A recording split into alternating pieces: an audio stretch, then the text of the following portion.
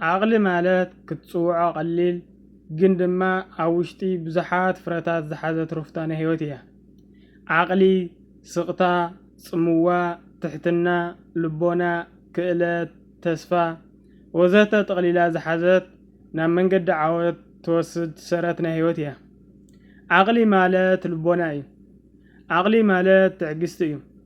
ዓቕሊ ማለት ጸዋርነት እዩ። ዓቕሊ ማለት ምጽማም ማለት እዩ። ዓቕሊ ልክዕ ከምቲ ዘይድፈር ከውታ ለይቲ እያ። እታ ለይቲ ቀስ ኢላ ትወግሕ። ተስፋ እቲ ዓቕሊ ሰብ ድማ ካብ ግዜ ናብ ግዜ እንዳበርሀ እዩ ዝረአ። ስለዚ ነታ ጽባሕ ትበርቕ ፀሓይ ብዓቕልን ትዕግስትን ንጸበያ። ህይወት ብዘይ ተስፋ መቐረት የብላን። ተስፋ ተዘይሃሊካ መጻኢ የብልካን። ስለዚ ህይወት ክንዲ ዝመረረት ትምረር ተስፋ ክትቆርጽ የብልካን። ምኽንያቱ ተስፋ ሓይሊ መቐረት ህይወት እያ። ኣብ ተስፋ ዓቕሊ ኣሎ። ኣብ ዓቕሊ ጽምዋ ኣሎ። ኣብ ጽምዋ ርፍታ ኣሎ። መወዳእታ ዘይብሉ የለን። ንኹሉ ግዜ ኣለዎ። ኣብቲ ዝተመደበ ግዜ ድማ ሰናይ ክኸውን እዩ። ዕላማ ማለት መገዲ ሓጎስካ መለለይ ጉዕዞኻን ማለት እዩ። ኣብ ዕላማ ሓደ ክትፈልጦ ዘለካ ዓብይ ነገር ኣሎ። ኣብ ዕላማ ኣብቲ ፈለማ ግዜ ኣዝዩ ከቢድን ክሳብ ዝሓሰብካዮ ክተቋርጾ ትኽእል ኩነታት ክሳብ ትበጽሕ እዩ ዝገብረካ። እዚ ማለት ከዓ ኩሉ ግዜ ሓይልኻ ኣብ መጀመርታኻ ኢኻ ተርእየሉ ማለት እዩ። ሓደ እግርኻ ምስ ሰጎምካ ነቲ ሓንቲ እግርኻ ክትስሕባ ክቐለካ እዩ። ዕላማ ኣብ ተግባር ኣብ ተውዕለሉ ግዜ እቲ ናይ መጀመርታ ወይ ድማ ሰረት ግዜ እዩ።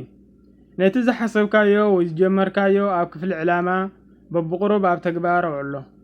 በቃ ተንቀሳቐስ እሞ ከይብዛሕኻ ፈልሞ። ብፍጹም ግን ኣንፈትካ ከይጠፈካ ካብ ምስራሕ ወይ ድማ ምትግባር ኣይተቋረጽ። ዓቕሊ ግበር።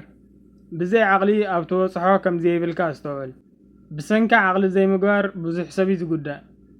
ኣብ ዕላማኻ ስጉምቲ ኣብ ምውሳድ ላንጋላንጋ ኣይትኹን።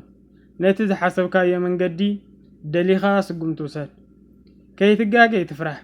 ኣብ ምፍታን ከይትተርፍ ደኣ ፍራሕ። ምኽንያቱ ኣብ ጌጋ ፈተነ ሓደ ዓብይ ዓወት ወይ ድማ ብዙሕ ፍልጠት ኣሎ።